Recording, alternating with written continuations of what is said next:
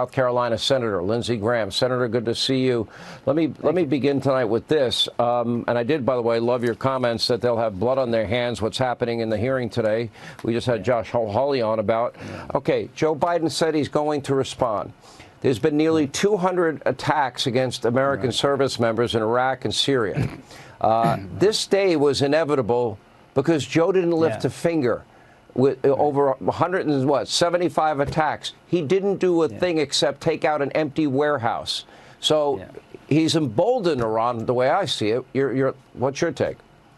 Well, number one, you're dead right. Why didn't this happen on Trump's watch? Iran was afraid of Trump. He killed the head of their Revolutionary Guard, Soleimani. Biden has yet to hit Iran directly. The Iranians could care less how many Houthis you kill.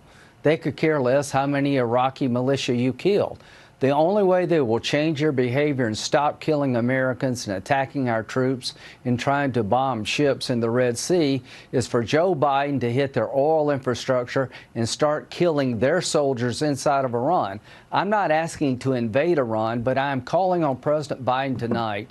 Go to the source of the problem. If you don't hit the Iranian oil infrastructure and hit them in the wallet and make them fear you, they're going to keep killing our soldiers. To the three families whose loved one lost their life, it breaks my heart this was all preventable. So, Mr. President, hit Iran and hit them now and hit them hard to protect Americans in harm's way.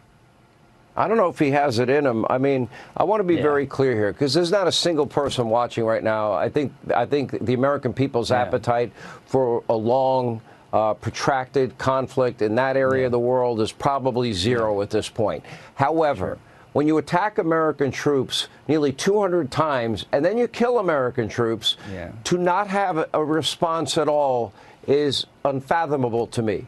You are basically then giving them free access to do whatever they want to American troops. There has got to be a proportional response. I like your idea. Take out their refineries. That is the biggest source of wealth for the Iranian mullahs. I think that's a simple solution.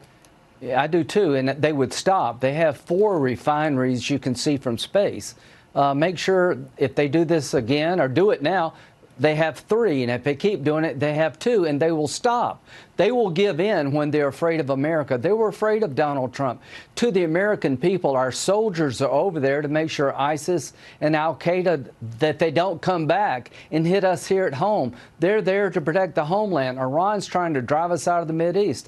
Mr. President, you owe it to those in harm's way to have their back. The reason they're being attacked so often is that Iran doesn't fear you. If you hit Iranian oil infrastructure and hit them where it hurts, they would stop. Stop being afraid of the Ayatollah. He should be afraid of America. We've lost deterrence. In 2021, the Taliban took over Afghanistan. In 2022, Russia invaded Ukraine. In 2023, Hamas attacked Israel. In 2024, they're attacking ships in the Red Sea. Biden has been a disaster in his first 3 years. Well, let me ask this, every year a war has started. So the IAEA and inspectors, they've actually gone public in saying Iran now is enriching military-grade uranium, that they could probably have a bomb, if not in a couple of short weeks. Now, I don't know what the world's going to look like if the mullahs of Iran, with their radical ideology, have nuclear weapons. I'm not sure that mutually assured destruction would deter them at all. That's a scary thought. What does the region do about this? What does the world need to think about this? I was in Saudi Arabia over the weekend. If Iran gets a bomb, they're going to get a bomb. See, the Ayatollah would use the bomb to destroy Israel because he's a religious Nazi.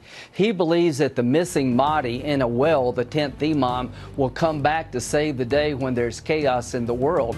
He intends to use the weapon for religious reasons. Rocket Man's trying to keep his regime in survival mode. So here's what I would say to the American people.